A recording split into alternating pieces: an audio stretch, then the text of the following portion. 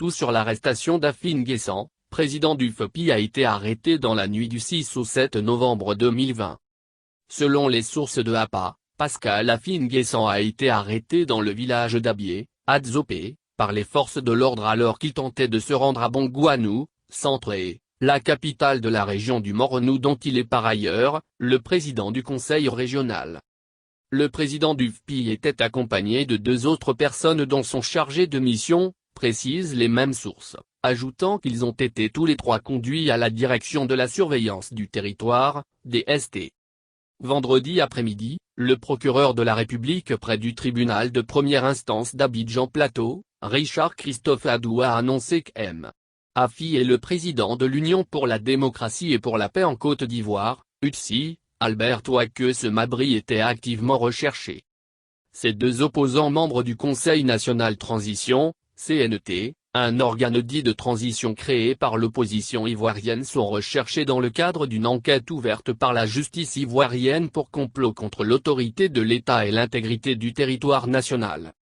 À l'analyse, tous les actes perpétrés et commandités par les promoteurs de cet organe, CNT, avaient pour finalité d'attenter à l'autorité de l'État afin de parvenir au renversement des institutions de la République. Plusieurs personnes qui ont participé à cette conjuration et qui sont parvenues à prendre la fuite sont activement recherchées. Il s'agit de Pascal Afin Guessan et Abdallah Albert Ouaké Mabry, avait expliqué M. Adou.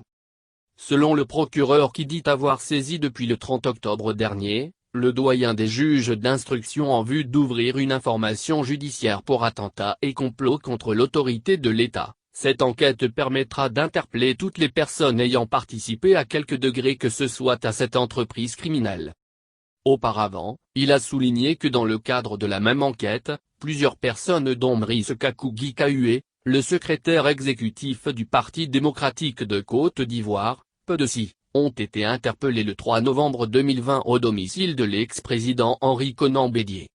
Lundi dernier, la plateforme de l'opposition ivoirienne qui a dit ne pas reconnaître l'élection présidentielle ivoirienne du 31 octobre dernier, a annoncé la création du Conseil national de transition, CNT, un organe de transition présidé par Henri Konan Bédié, le président du PDC, qui devrait mettre en place un gouvernement de transition.